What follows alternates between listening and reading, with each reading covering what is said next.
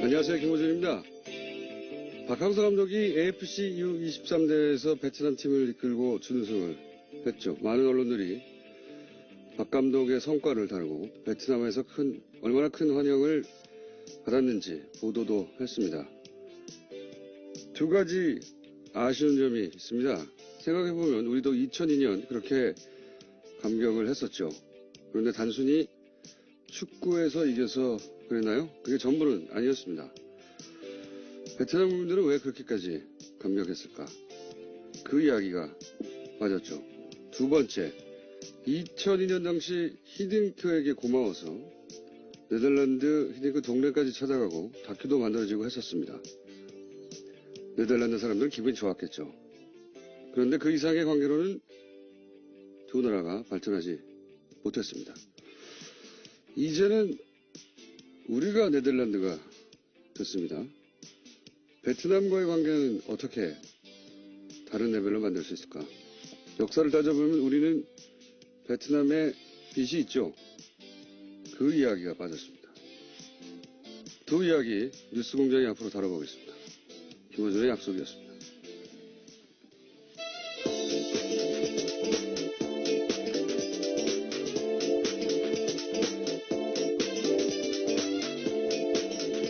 시사인의 김은지입니다. 저는 이 베트남 이야기가 관심이 많아요. 네. 베트남 사람들이 이제 자국 역사에 대해서 자부심이 굉장해요. 왜냐면은 프랑스도 이겼죠. 네, 미국과도. 예. 중국한테도 이기고. 우리가 이제 일본이 미국과 전쟁하다 져서 우리 독립을 얻은 반면에 베트남은 스스로 이겨서 다 독립을 얻거나 물리쳤단 말이죠. 그래서 자부심은 아주 강하고, 그리고 그래서 미국과의 관계에서도 스스로 대단하다고 생각해요. 예, 그런 면이 있는데, 그런데 경제력이 그만큼은 아니죠. 예. 아직 성장하고 있는 나라라서요. 그러니까요. 예. 물론 이제 한 국가 자부심이 경제력에서만 나오는 게 아니기 때문에 근데 좀 언밸런스하단 말이죠. 또 우리는 또 경제적으로 우리가 낫다 보니까 내심 베트남에 대해서 거들먹거리는 마음이 있어요. 예.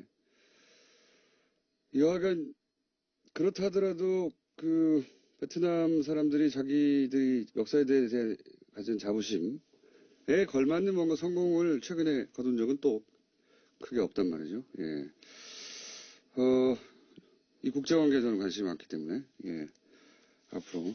네, 박 감독님을 이미 만나신 걸로 알고 있는데요. 예. 네. 기대하겠습니다. 만나기도 했지만, 저는 베트남 사람들의 이야기가 듣고 싶어요. 그래서 제가 뉴스공장에서도, 예. 한국말을 잘하는 베트남 분들을 모시고 이 얘기를 나중에 한번 해볼까 하기도 합니다. 자, 첫 번째 뉴스는 뭡니까? 네, 이명박 정부 시절 대북 특수공작비를 김대중 노무현 전 대통령 뒷조사에 쓴 두 전직 국가정보원 간부가 구속됐습니다. 최종욱 전 국정원 3차 장관 김승현 전 대북공작 국장인데요. 서울중앙지법 오민석 영장전담 부장판사가 밝힌 사유는 다음과 같습니다. 범죄 혐의가 소명되고 증거인멸의 우려가 있다라는 건데요. 두 사람은 대북 업무에 쓰도록 책정된 대북공작금 10억 원가량을 빼돌려서요. 전직 대통령에 대한 근거 없는 풍문을 확인하는 데 쓴 겁니다. 저는, 원세훈 전 국정원장이 이명박의 최순실이다. 이렇게 생각이 드는 것이, 이게 다 원세훈 전 국정원장. 그렇죠. 뒤지다가 꼬리를 물고 나온 거예요. 그러니까, 원세훈 전 국정원장이 개인적으로 척박한 특활비, 혹은 뭐 개인적으로 이용한 특활비, 뭐 개인적으로 스위트룸을 임차했다든가 어떻게 이런 거 뒤지다 보니까 이 돈이 대북 공작금에서 나왔다. 그런데 이제 그 돈이 뒤지다 보니까 다른 데도 쓰였더라. 이명박 전 대통령 시절에 전임 대통령들 뒷조사에 쓰였더라.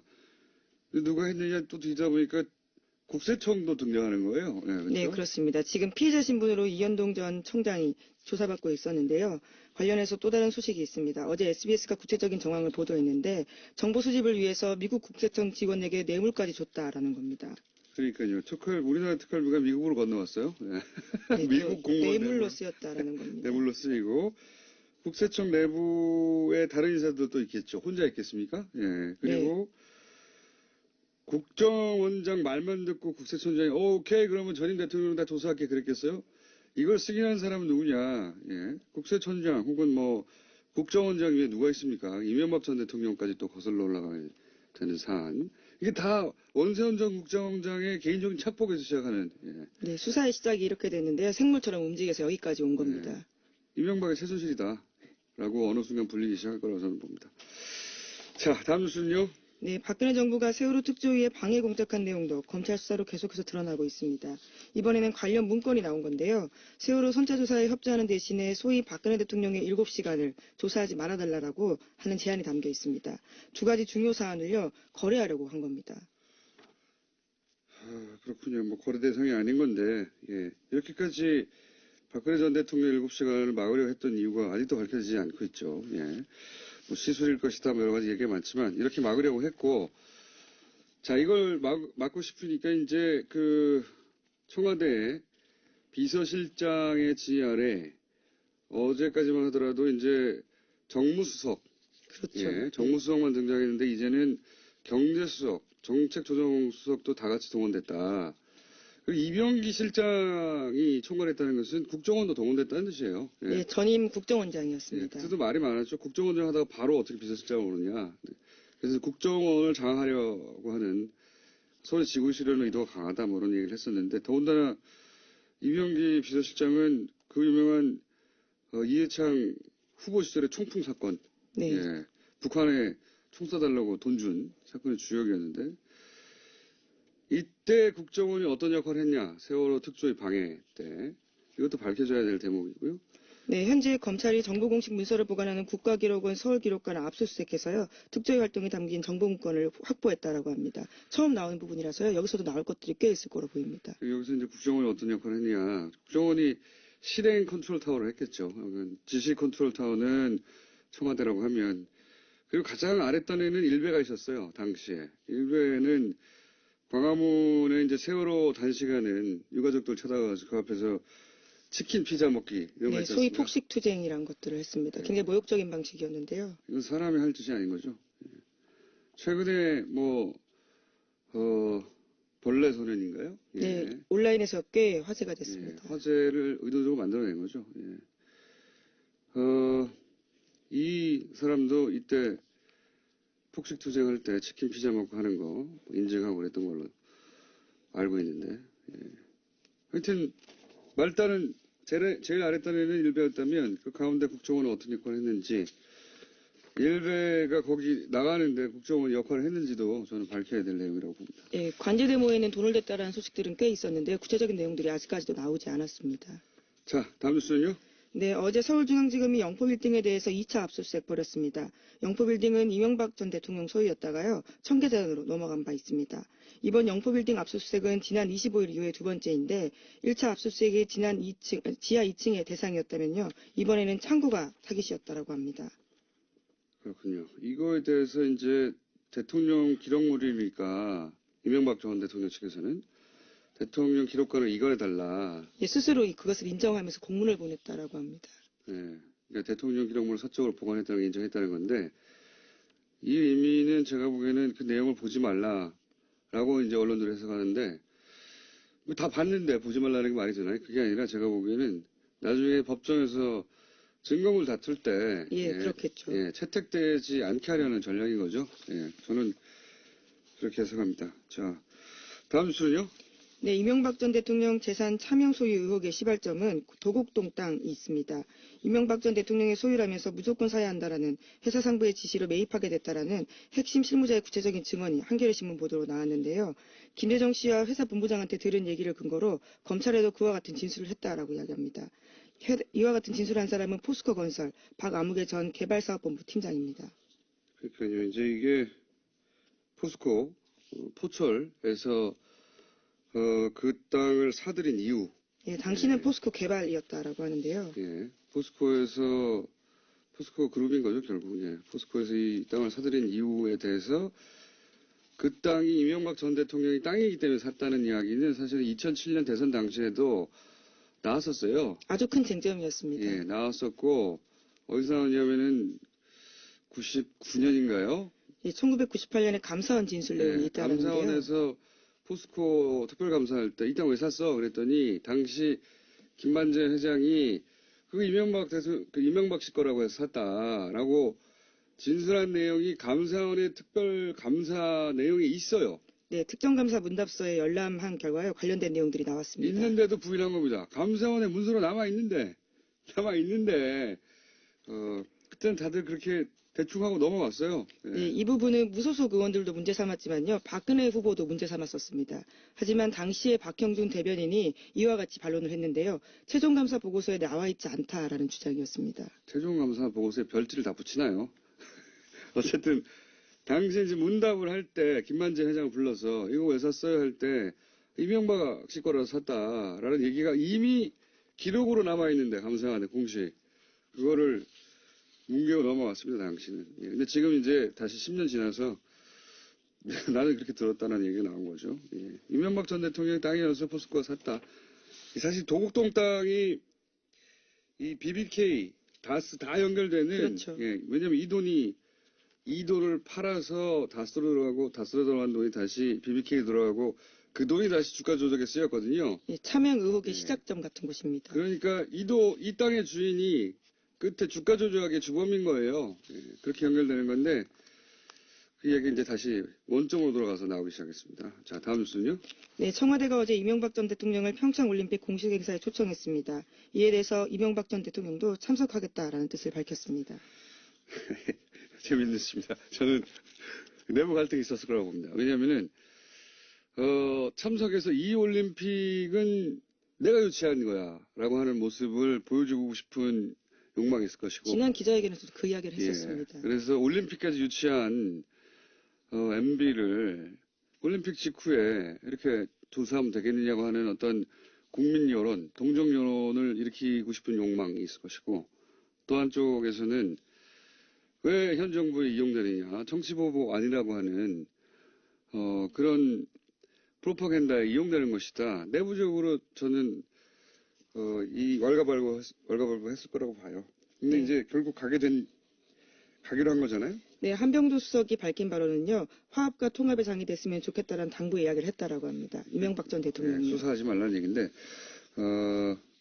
그럼에도 불구하고 갈라는 자체가 더 이상 싸울 거리가 없다는 겁니다. 이거라도 기대하는 거예요. 예. 잡을 동아줄이 없다. 뭐 지금쯤이면 벌써 대형 전쟁이 벌어졌어야 되는 거 아닙니까? 그동안에 큰 소리로 치자면. 네, 폭로할 게 많다. 이전 투구하자는 거냐. 수많은 말들을 했었습니다. 그러니까 우리라고 없겠냐. 없는 거예요. 자, 다음 뉴스는요. 예, 어제 대검찰청에서 안태근 성추행 의혹과 관련해서 진상조사단을 꾸리고 사실규명에 나섰습니다. 검찰 내에서 성폭력 문제와 관련해서 진상조사단이 꾸려진 것은 처음 있는 일인데요. 서울 동부지검장을 맡고 있는 조희진 검사가 조사를 지휘합니다. 알겠습니다. 이거는 앞으로 계속 뉴스가 나오겠네요. 그때 또 다뤄보기로 하고요. 오늘은 미니가 하나 있어가지고 5분까지밖에 못하겠네요. 뉴스를. 자, 다음 뉴스는 뭡니까? 네, 국민의당이 오는 4일로 예정됐던 전당대회를 취소했습니다. 전당대회 참석자, 그러니까 대표당원의 당정 문제가 불거진 걸로 취소 이유를 들었습니다. 제가 어제 예언했지 않습니까, 이거? 네, 국내 유일하게. 정치의 언어는 해석기를 따로 돌려야 되거든요. 저는 이럴 줄 알았습니다. 일단 저의 예언 성취 기록관에다가 보관해 주시고요. 그럼 기록관이 있습니까? 보관해 주시고, 이게 말이 안 되는 거였거든요. 그 이유가. 그러니까 이제, 민주평화당 창당 발기인에 이름 올린 사람하고 현재 대표당원하고 1000명 정도 중복돼가지고 안 된다. 이런 이유를 달았잖아요. 네, 어제도 소개드린 바가 있는데요. 결과적으로 그 내용을 이야기한 겁니다. 그 말이 안 되는 것이, 정말 하고 싶으면 이분들 당원권 정지시키면 됩니다. 당원권 정지시키고, 그리고 뭐, 동명이인도 뭐 얘기할 수 있는데, 동명이인은 전화해보면 알죠. 예. 왜냐면은, 진작에 당원들 모집단을 줄이기 위해서 전화 다 했었어요. 또 전화해보면 되죠. 전화해가지고, 민주평화당에 발기로 이름 올렸냐. 동명이인이 얼마나 된다고요? 뭐, 걸러내면 되고, 1000명 줄면 더 좋잖아요. 모집단도 줄고. 그런데도 안 하는 거예요. 그런 이유가 안 되는 거죠. 진짜 이유가 아닌 것이고, 예, 제가 보기에는 3,000명 정도 모을 자신도 없고, 혹여 모았다가 통과 안 될지도 모른다. 자신도 없고. 그래서 그러니 그냥 하지 말자. 이거 어차피 언론도 세게 공격 안 하거든요. 이거 말도 안 되는 겁니다. 따지고 보면. 우리 정당사에서 한 번도 존재하지 않았던 케이스예요. 당원이 있는데 그거 다 무시하고 옮겨간다는 건. 이 믿는 건 이제 망각의 힘. 예, 시간이 지나면 잊혀진다. 그리고 이제 언론이 그렇게까지 투도를 펴지 않는다. 예. 그리고 또 하나는 선거가 되면 어차피 갈려서 어느 한쪽을 차악을 선택하는 선택이기 때문에 선거에 다 잊혀질 거라고 그거 믿고 이러는 거죠. 예. 네, 이건 정당사의 길이 남을 말도 안 되는 케이스입니다. 정말. 오늘 박지원 대표가 나오는 얘기하시겠군요. 제가 이렇게까지 길게 얘기할 필요는 없네요. 예. 오늘 여기까지 하겠습니다. 시사인의 김은지였습니다. 감사합니다. 네. 저희가 바로 준비한 미니가 있습니다. 오늘 새벽 0시부터 YTN 노조가 파업에 돌입을 합니다. 그래서 어제 마지막으로 자신이 진행했던 뉴스 클로징에서 파업 동참을 선언한 YTN 나연수 앵커 연결해서 은행 좀 잠깐 들어보겠습니다. 안녕하세요. 네, 안녕하세요. 자, 뉴스 생방송 하시다가 클로징에서 네. 파업하게 돼서 이제 못 뵙게 됐다고 얘기하셨는데 요 생방송에서 요 내용을 말씀하신 이유가 뭡니까? 파업을 선언했다고 저는 생각하진 않고요. 예. 원래 이제 앵커들이 뭐 하루 휴가를 가더라도 자리를 비우게 될 때는 시청자분들께 어떤 사유 때문에 앵커의 얼굴이 바뀌었는지를 설명을 하도록 저희 회사는 하고 있습니다. 아, 그렇군요. 그래서 저도 상당 기간 이제 제 자리를 비우는 거기 때문에 솔직하게 말씀을 드리는 것이 맞다고 생각을 해서 이야기를 했는데요. 예, 파업을 뭐 선언했다고 이렇게 크게 관심을 가지게 될 줄은 몰랐습니다. 예, 파업 동참을 선언하신 거죠. 예, 예. 예. 그러니까 사정 설명을 하셨다 정도로 본인은 생각하고 그 멘트를 하신 거군요. 네, 그렇기도 했고 뭐 사실 그대로를 말한 것이고요. 예. 지금 YTN 뉴스 앵커들의 얼굴이 이제 오늘부터 많이 바뀔 겁니다. 뉴스 시간대도 많이 바뀔 거고요. 이 회사 상황에 대해서 시청자분들께 설명하지 않는 것 또한 기만이라고 생각했습니다. 자, 여전히 YTN이 왜 뭐랄까요? 다른 방송사들 파업이 끝나는 상황인데 파업에 네. 들어가는지 아직 많이 알려지지가 않았어요. 그죠? 네. 그 설명을 좀 해주시죠. 네. 저희가 해직 기자들 이제 모두 지난해 복직을 하면서 제대로 된 방송을 할 수 있을 거라는 기대를 많은 사원들이 가지고 있었는데요. 일단 저희는 지난번에 이제 사장 선임된 최남수 사장의 부적격성에 대해서 끊임없이 사내 문제 제기가 있어 왔고요. 그 부분에 대한 우려를 조금 불식하고자 노사 합의를 통해서 어느 정도 보호장치를 마련해 놓고 이제 사장이 취임을 했습니다. 근데 취임을 하자마자 제일 먼저 한 일이 그 합의를 파기한 것이었거든요. 사원들과 약속했던 국장 내정자 지명을 거부하고 다른 인사를 지명을 하면서 스스로 합의를 파기했기 때문에 어떻게 보면 사장 취임의 전제 조건을 스스로 깨뜨렸다고 볼 수가 있겠습니다. 좀 전에 이제 제대로 된 방송을 하고 싶어하는 그런 열망이 있다고 말씀하셨는데 제대로 된 방송을 하고 싶다고 하는 것은 이제 그동안 제대로 된 방송이 아니었다는 YTN 내부의 인식이 있었다는 말씀이기도 한 건데 저희가 이제 그저께인가요? 민원연 그 사무처장, 김원경 사무처장 나와서 YTN이 매우 기계적으로 균형을 갖춰서 보도하는 것 같지만 또 들여다보면 그 안에, 의제 설정부터 편향되어 있다. 이런 이제 지적을 했습니다. 이 지적에 대해서는 어떻게 생각하십니까?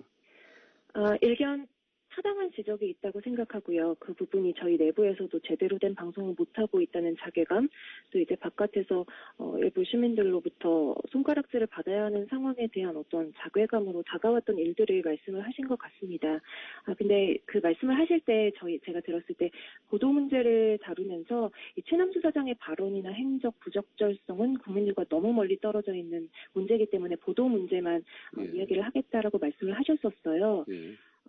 지금의 보도 문제가 나오게 된 것이 그 2008년 대통령 특보였던 낙하산 사장 사태에서부터 시작이 됐다고 봐야 합니다. 조직의 수장 자리가 그만큼 중요한 것이고요. 또 그 조직이 국민의 알 권리를 보장하고 공공의 이익을 지켜야 할 저희 같은 24시간 뉴스 채널이라면 정말 중요하겠죠. 그런 보도 문제의 어떤 책임을 져야 될 것은 당연히 저희 모든 구성원들이 책임감을 느끼고 그 문제를 타개하기 위해서 이렇게 펜과 마이크까지 놓았습니다만 어떤 일부 책임을 져야 할 간부진들이 계속해서 그 자리에 머물러 있다는 부분을 조금 덧붙여서 설명해 드리고 싶습니다. 알겠습니다. 네. 민주연에서는 이제 조직 내부의 문제보다는 그렇게 해서 보도되는 내용에 대한 이야기를 했는데 그게 결국은 조직이 그렇게 편향되어 있기 때문에 그런 결과가 나온 것이라고 이제 그래서 조직이 또 문제 있는 사장에 의해서 그대로 유지되면 똑같은 내용이 나올 테니 이제 파업을 하시는 거다 이렇게 제가 이해했는데 예. 그런데 YTN 총파업이 제가 기억하기로 세 번째인데 네. 이번에 파업의 어떤 찬성률은 어떻습니까? 저희 세 차례 파업 가운데 가장 높은 찬성률을 기록했고요. 그렇군요. 거의 80%에 육박하는 찬성률로 가결이 되어서 노조 집행부조차도 예상하지 못했던 반응이었습니다.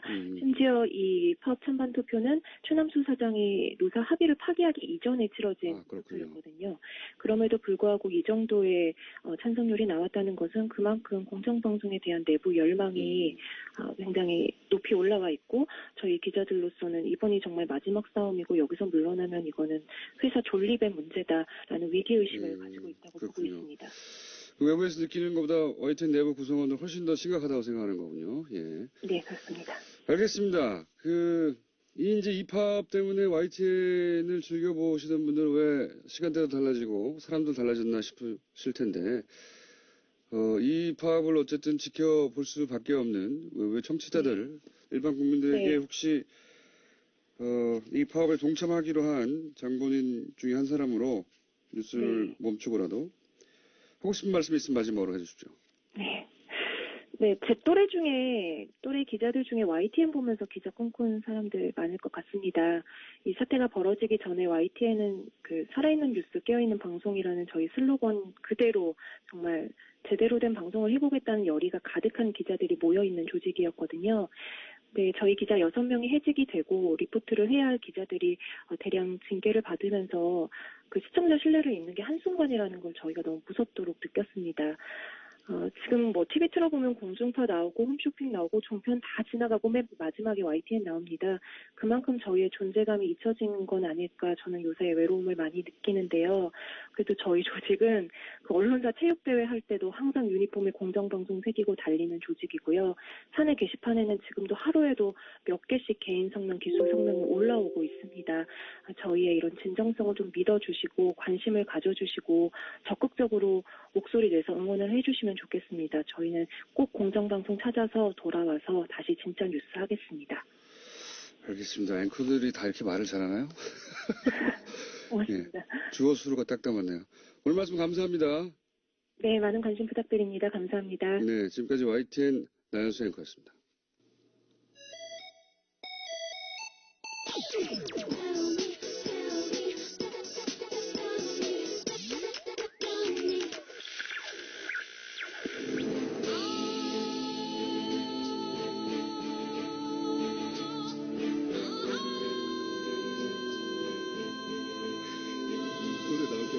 원더걸스. 부제로는 머리끄댕이도 등장했다가 최근에는 동시상영. 예. 세 사람이 동시에 얘기하는 3원 중계밭 방송이었다. 더불어민주당의 박영선 의원 나오셨습니다. 네, 안녕하십니까. 네, 자유한국당의 나경원 의원 나오셨습니다. 안녕하십니까. 네, 오래간만입니다. 지난주에 제가 개인적으로 모친상을 당해서 네네. 참 나오지 못했고요. 박영선 의원님께는 이 자리를 빌어서 문상에 와주신 것을 감사드립니다. 아이고, 별 우리 말씀을요. 뉴스공장팀은 안 오셨던데. 안 왔더라고요, 문자야. 그 오지 말라는 뜻인 줄 알고 안 갔습니다, 아니, 저희는. 뭐 아시면서도 안 오시는 분이 있으십니다. 홍준표 대표요? 네, 홍준표 대표 안 오셨더라고요. 아, 그분은 정말 네. 못 말려요. 홍준표 대표하고 사이가 안 좋으시잖아요, 그죠? 뭐 굳이 방송에서 말씀 더 이상 안 드리겠습니다. 네, 사이가 안 좋으신 걸로 알고 있고요. 뭐 사이가 안 좋은 것이 아니라 우리가 생각이 많이 다른 거죠. 그래서 사이가 안 좋아졌죠. 사이가 안 좋아서 생각이 다르다기보다는. 자, 거기 여기까지 하고. 그래서 저희가 일주일 건너뛰었기 때문에 밀려있는 여러 가지 숙제들이 많이 있습니다. 시간 순으로 할까요? 밀렸던 것부터? 아니면 최근 것부터 할까요? 역순으로. 그거야 사회자 맘이죠. 알겠습니다. 네. 그러면은 시간 순으로 하겠습니다. 시간 순으로 제일 거슬러 올라가면은 나경원 의원님이 핫 했을 때가 있습니다. 핫. 예, 아이스하키 예. 단일, 남북 단일팀 구성 문제로. 예. 그래서, 예. 이 자격을 박탈해야 된다. 올림픽위원 자격. 뭐 청원도 올라가고 그래서 청와대에 20만 명이 넘었습니다. 아니 자, 그거는 이제 일단 본인 입장 말씀해 주시고요.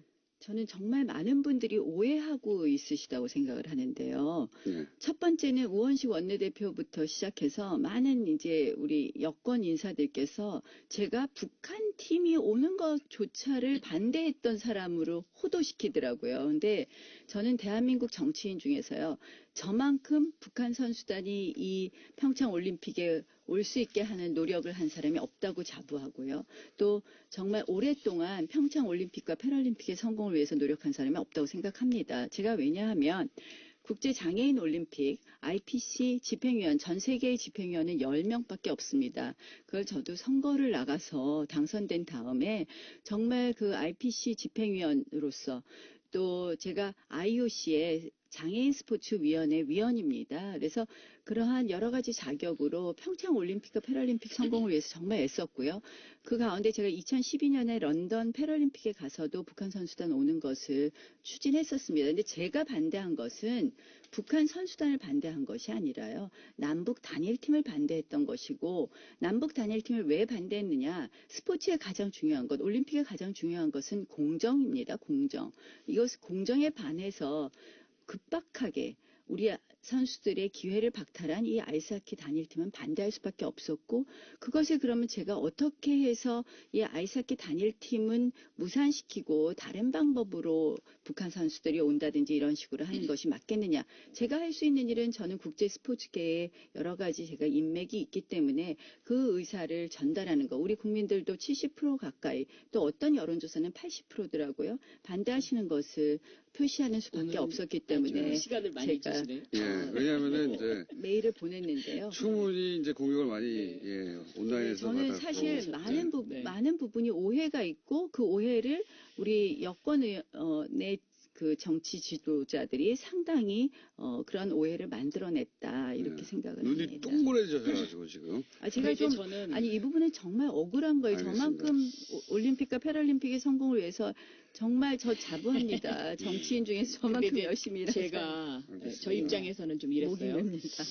첫째 이제 뭐 왜 그러셨나 네. 굉장히 좀 속상하더라고요.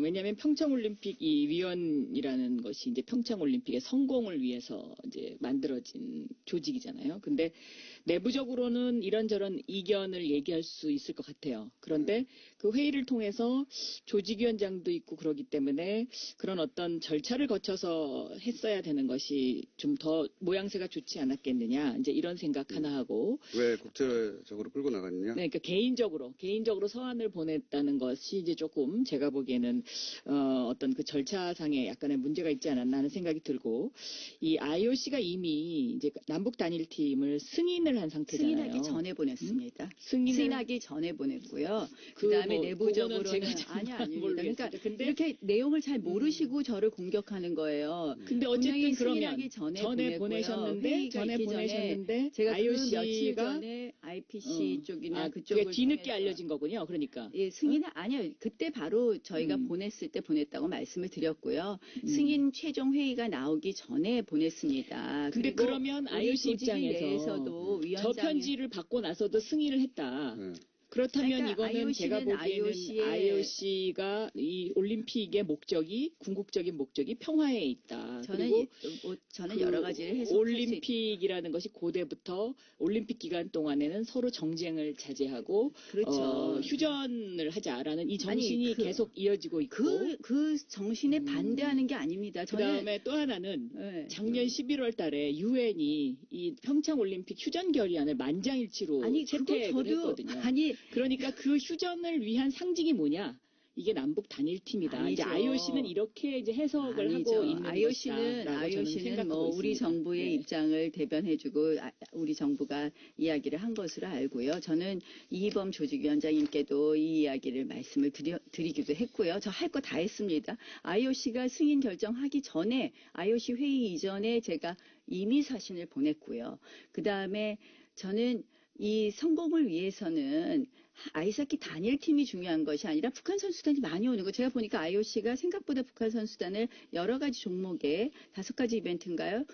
허용을 했습니다. 전 그건 잘한 결정이라고 생각을 합니다. 근데 그런데 단일팀이라는 잘못된 게 하나의 상징성 같은 그거는 것이 있으니까. 이벤트라는 거죠. 그거는 우리 상징성이 선수들 있으니까. 정말 얼마나 노력했겠습니까? 물론 그거는 세 저는 명씩 어제 출전 기회를 대통령께서도 다 탈됐습니다. 그걸 어떻게 반대하는 분들과 사전에 협의를 했어야 된다. 이제 이런 아니, 말씀을 하셨는데 그러니까 이제 저는 오죽 여론이 그거는 밀렸으면 굉장히 지금 중요하다고 그렇게 하시겠어요. 생각합니다. 아니, 여론에 밀려서라기보다는 제가 문재인 보니까 대통령이 이거는 원래 이런 분이에요. 아니 그러니까는 정말 잘못한 거예요. 다수가 이거는 찬성하더라도 소수가 이거는 반대하면 보니까 그것을 가서 협상을 아니, 하고 와라. 제가 이제 이런 5.2 채널 가동중입니다.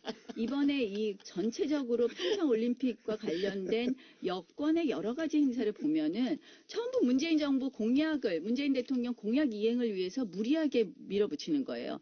마식령, 그다음에 금강산 이게 다 보면 공약에 있더라고요. 남북 단일팀. 아니 제가 언제 북한 선수단 오는 거 반대하나요? 저는 패럴림픽도요. 공약이라는 것은 지키기 아니, 위해서 근데 중요한 얘기하는 것은 것이고 공약을 위해서 그 공약이라는 한마디로 것이 이 부당하게 선수들의 희생을 강요했고요. 그러니까 오죽했으면 저런 발표를 하셨겠습니까? 근데 제가 보니까 저를 갖다가 아니 왜 호도하는지 왜 오해하시고 그렇게 얘기하시는지 정말 자, 그러면은 답답하더라고요. 가장 호도하는 지점은 어디입니까? 그러니까 남북 단일팀을 반대한 건데 북한 선수단이 오는 것을 반대한 사람으로 만들었더라고요. 자, 그럼 여기에 대해서 네. 한마디 더 해주시고. 저는 이 남북 단일팀 문제와 관련해서는 전 세계가 평창 올림픽이 평화로 치러지기를 간절히 바라고 있는 하나의 상징적인 것이다. 그런데 다만 그 소수라고 무시하지 않고 사전에 설득하려는 노력이 필요하다라고 말씀하신 문재인 대통령 말씀처럼 그러한 노력이 조금 더 필요하지 않았나. 그리고 아이스하키 선수들의 그런 심정은 충분히 이해를 할 수 있다. 이런 입장입니다. 그러면 제가 이제 나경원 의원님한테 여쭤보자면 단일팀을 만드는 과정에 예를 들어서 정부가 메시지 관리를 잘못했다든가 혹은 뭐 충분히 한국 선수단에게 설명을 했어야 한다든가 이런 문제가 있었던 건 정부가 인정했단 말이죠. 그게 잘 됐다 하더라도 단일팀을 하면 안 되는 건가요? 아니죠. 그러니까 충분히 네. 충분히 그런 메시지 전달을 했어야 되는 것은 물론이고 저는 미리부터 준비를 했어야 된다고 그러니까 생각을 합니다. 그거는 불가능한 일이었죠. 미리 준비하는 그러니까 것은. 그러니까 이번에 굳이 왜 단일팀을 하냐는 말이에요. 제 그래도 말씀은. 이제 예를 제 말, 들면 그것이 올림픽의 상징이 아니라는 평화를 거죠. 상징하기 위해서는 그거는 정치인들의 저는- 정치 이벤트를 위한 것일 뿐이라고 아니, 생각합니다. 잠깐만요. 제가 그렇진 궁금한 건 한 않죠. 가지예요. 네. 아니 그런 절차적 문제나 뭐 설득의 문제 절차적 있었다고. 문제, 설득의 문제가 그거가 잘 됐으면 잘 아니, 됐다 하더라도 단일팀 하면 안 되는 건가요? 아니죠. 단일팀은 미리 준비해서 우리 선수들에게 예측 가능한 것을 이야기하고 그러니까 그게 잘 됐다고 쳐요. 그러니까 그 절차적 문제를 어디까지의 절차적 문제로 생각하느냐에 또 문제는 있다고 생각합니다. 근데 이번 같이 급박하게 한두 달을 남겨놓고 그건 한 이해했는데 것은 그게- 아니지만 그게 만약에 뭐 아니었다면 1년 전부터 준비했다 그러면 저는 오케이입니다. 그건 그거 지금 잘 상황 모르겠다. 자체가 그 1년 자체는- 전부터 준비할 수 없는 아니 상황이었고 그렇다면 또 이건 안 하는 게 지금은 맞다는 거죠. 예를 들면 그 북한 아이스하키 팀이 와서 같이 지금 이제 합숙 훈련을 대통령께서 하고 있지 사과하신 않습니까? 거는 얼마나 그래서 여론이 나쁜지 잘 아실 겁니다. 그래서 그렇게 그러한 것에 말씀하시고. 대한 그 과정을 좀 더 지켜볼 필요는 있는 것 같아요. 네. 알겠습니다. 이 문제는 이만큼 얘기하시면 저기 될 것 같고요. 운동하는 네. 선수들의 그 상황을 잘 모르시기 때문에 제 아이가 그래요. 아이스하키를 옛날에 한 적이 있기 때문에 아이, 그 국가대표 심정은 선수 너무 그런 잘 거 알고 아니시잖아요. 그리고 그러니까 이제 저는 그 아이스하키라는 사실은 게 너무나 제가 힘들고 우리 노력이 패럴림픽 필요하다는 것도 선수들, 잘 알지만 올림픽 선수들 그 많이 심정은 제가 옆에서 다 이해합니다. 봐왔기 때문에 그들의 네. 심정을 한번 생각해 보세요. 네, 심정은 자유한국당이 충분히 지금 이해합니다. 네. 스포츠 선수들의 심정을 너무 잘 아는 당으로 지금 거듭났습니다. 자, 알겠고요. 아니 그리고 너무 이거를 김어준 정치적으로 해석을 하는 너무 것도 저는 좀 저 이게 약간 편파인 것 같아요. 저는 아니, 편파적입니다. 아니 근데 심하게 편파신 것 같아요. 제가요 자, 나름대로 정말 열심히 자, 다음 주제로 자기 이제 올림픽 넘어가야 될것 위해서 같습니다. 일했습니다. 편파적인데 안 편파적인 것처럼 보이려고 노력하고 있습니다. 아무도 안 믿습니다. 편파적이라는 거 다 알고 있습니다. 자, 요 문제는 근데 의원님, 나경원 의원님에게 충분히 발언 기회를 더 많이 드린 것 같아요. 네, 네, 해명 기회와. 네. 이거 이제 납득하냐 못하느냐는 청취자들이 결정할 문제인 것 같고요. 자, 이 거슬러 올라가다 보면 최근에는 이제 마식령 스키장 얘기도 있고 뭐 북한이 취소한 문제도 있고 하는데 통 털어서 그냥 최근에 이 올림픽 관련해서 거기에 따라 붙고 있는 남북 관계 사이에 벌어진 일들을 해서 논평하실 거 있으십니까? 뭐 제가 박영선 의원님 말씀하세요. 제가 어제 계속 이제 말만- 우리나라 선수단이 그 마식령 스키장을 이제 연습하러 가지 않았습니까? 네. 근데 텔레비전으로 제가 이렇게 보니까 그 선수들의 표정이 굉장히 밝더라고요. 그리고 뭔가 이렇게 그 호기심 어린 눈. 그래서 물론 여러 가지로 평창 올림픽을 진행하기 위해서 이제 이런저런 그 이야기들이 있긴 합니다만은 어쨌든 저는 이 평창 올림픽이 평화 올림픽으로 치러지면 우리들의 어떤 그 미래와 관련해서 여러 가지 상징적인 의미가 있지 않냐. 그리고 특히 세계에서 지금 이 평창 올림픽을 주목하는 가장 그 중요한 이유 중에 하나도 과연 한반도가 평화 체제가 정착할 것이냐 아닐 것이냐 이런 데에 대한 관점이 굉장히 많기 때문에 참 중요한 시기다 이렇게 생각하고 있습니다. 네. 그 박영선 의원님 참 제가 박영선 의원님 좋아하지만 이 부분에 있어서는 너무 꿈이 크신 것 같습니다. 제가 보기에는 이번 평창올림픽 관련해서는 정말 북한의 갑질 중에 갑질, 정말 갑질 북한이라는 얘기가 나오지 않습니까? 지금 저희가 정말 거기에 끌려가고 있어요. 금강산은 한다 그랬다 하루 전에 취소를 하고요. 마식령은 우리 대표 선수는 아무도 안 갑니다. 한마디로 북한이 자랑하는 김정은의 치적을 자랑하고 있고요. 지금 우리 개막식 전날, 지금 거의 하루 전날 북한이 북한 군 창건 기념일을 4월 15일마다 매년 행사하던 걸 올해 2월 8일로 갑자기 바꿔서 하루 전에 열병식을 하고 있습니다. 평양방송 듣는 것 같은 느낌. 아니 그러면 결국 그 열병식을 알겠습니다. 하고 나서 평화올림픽이 과연 될 수 있느냐. 저는 정말 걱정입니다. 알겠습니다. 왜 북한이 네. 하자는 대로 우리가 끌려가야 되는 것인지. 북한 주도하에 모든 일이 이루어지고 있다. 자, 여기 대해서요. 저는 예를 들면요. 집안에서도 형님이 좀 양보를 해야 되지 않습니까? 동생이 와서 앵앵거리면 그것을 달래기 위해서는 일단은 그러면. 네. 그게 중요한 건요. 북한이 형님이라고 생각하지 우리를 형님이라고 생각 안 합니다. 그래서 지금 이제 우리는 약간 뭔가 좀 그 손해 보는 듯한 그런 느낌을 가질 수도 있을 것 같아요. 그렇지만 옛말에도 일보 전진을 위해서는 반보 후퇴해라는 이야기가 있듯이 잠시 좀 저는 더 크게 베풀고 크게 얻는다. 저는 이런 것이 좀 더 필요하지 않나 이렇게 보고 있고요. 예전부터요. 교류를 통한 변화, 접근을 통한 변화주의자입니다. 저는 통일에 있어서도 교류와 접근을 반대하지 않습니다. 그러나 거기에는 분명히 원칙이 있어야 되고 방향이 있어야 됩니다. 그런데 그것이 교류를 위한 교류를 위해서 한마디로 아무런 원칙 없이 나경원 의원님은 평양 안 가보셨죠? 저는 평양을 가봤어요. 평양 안 가봤습니다. 대성만 가봤습니다. 평양을 가봤는데 2002년도에 서울 평양 위성생 방송을 위해서 그런데 사람은 만나야 되거든요.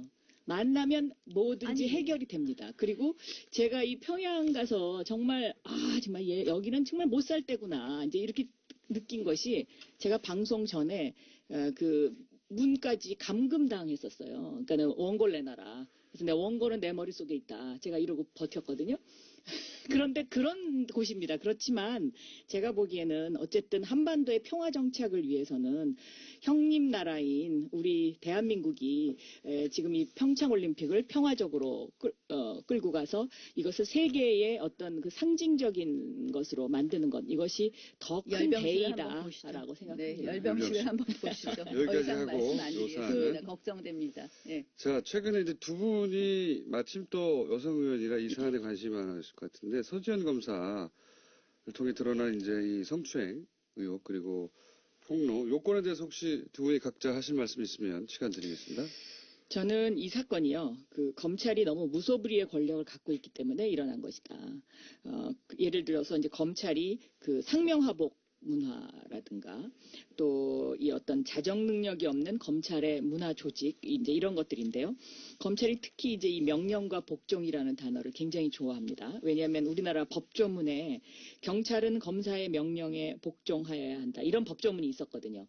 그런데 제가 이제 이것을 법사위에서 법사위원장 하면서 없애버렸는데 이런 상명하복 문화와 그다음에 그 무소불위의 권력, 기소권과 수사권 모두를 움켜쥐고 있는 이런 상황에서는 이런 그 성추행 사건이 일어나더라도 검사는 이 수사를 완전히 없애버리거나 아니면 조작하거나 할 수 있는 그런 권력이 있기 때문에 이런 것들이 앞으로도 지속될 수밖에 없다. 저는 그런 생각을 그래서 했습니다. 공수처적으로 연결되는 그런 네, 말씀이시네요. 그러니까 저는 검경 수사권 조정을 해야 된다라는 조직의 입장입니다. 속성도 바꿔야 된다 이게. 네, 네. 예, 저는 이게 조직과. 사실은 일단 서지현 검사의 용기를 칭찬합니다. 예. 그리고 말씀하신 대로 정말 그 용기를 더 칭찬해야 되는 것은 상명하복의 이러한 검찰 조직에서 이런 용기를 내는 것은 어떻게 굉장히 힘든 보면 일이죠. 네. 다른 조직보다 더 힘든 일이었다고 생각을 하고요.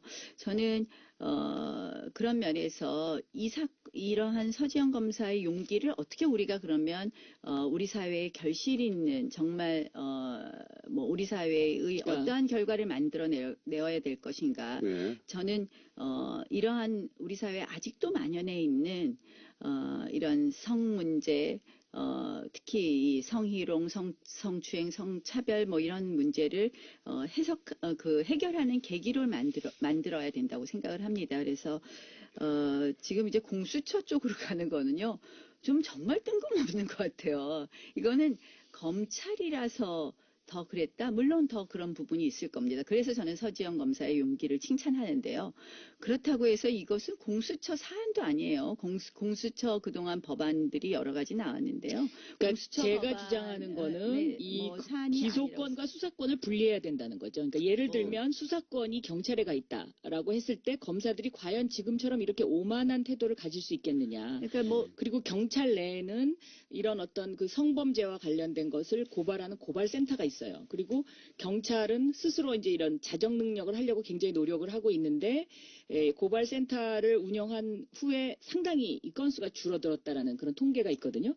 근데 검찰 내부적으로는 이런 성범죄와 관련된 그런 조직 문화에서 일어나는 일들을 고발하는 고발센터조차도 없더라고요. 그러니까 검찰 내에 이제 그러한 문화 변화, 그러니까 바뀌는 그런 계기를 만들어야 되는 것도 중요하지만 저는 검찰의 문제만은 아니라고 생각을 하는 거죠. 우리 사회에 아직도 정말 물론 그렇습니다. 그래서 물론 저는 이것을 좀 더 크게 물론 네. 검찰 내에 조직을 바꾸는 부분도 저도 찬성합니다. 그리고 조희진 검사장이 이제 단장을 맡으신 것으로 알고 있는데요. 그래서 이번 사건을 계기로 해서 검찰 내의 변화도 있어야 되지만 우리 사회 전체의 변화의 물꼬를 트는 그런 계기가 되기를 바랍니다. 알겠습니다. 좋은 말씀이시고, 근데 이제 자유한국당으로서 약간 곤혹스러운 게 사건에 연루돼서 언급된 이름 중에 최규일 의원 있지 않습니까? 네. 어떻게 되나요? 아니 저는 어쨌든 자유한국당이 논평을 제가 이렇게 내지 않았던 걸로 제가 제가 보니까 제가 정확하게 체크 못했는데 내지 않았던 것 같아요. 늦게는 냈을 거예요 아마. 예, 매우 나서. 잘못됐다고 생각을 합니다. 네, 왜 그리고 그리고 논평을 이제 내지 자유한국당이 않았을까? 검사 출신들이 많죠. 그 아이고, 구성비를 보면. 검찰, 그래서- 뭐 그런 이야기 자꾸 하시지 말고요. 뭐 검사 출신들이 많이 있습니다. 판사 출신보단 검사 출신이 많고 한데 네. 뭐 이제 근데 민주당에는 그중에 민변 지금- 출신이 많으신 것처럼 뭐 그중에 이렇게 이제 이 최규일 검사는 제가 알기에는 그래도 비교적 그 선한 검사에 속하는 사람 중에 한 분인데도 저는 이번에 이 대응을 하시는 데 있어서 뭐 솔직하게 본인은 말씀하셨다고 생각할 수는 있지만 검찰국장으로서 아마 그 사건을 그 외부에 알리지 않아야 된다는 어떤 그런 강박관념도 상당히 있었을 것이다. 그 당시에는. 그러니까 저도 최규일 저는 검사, 그렇게 생각합니다. 최규일 의원님하고 이야기를 아직 못 해봐서 저도 내용을 잘 모르겠지만 이제 이게 보니까 굉장히 오래된 사건이더라고요. 2010년도 사건이죠. 예. 그러니까 네. 이제 한 8년 전 사건이니까 네, 저는 이 뭐 본인이 당시를 거짓말을- 정확하게 기억하고 있습니다. 나경원 박원순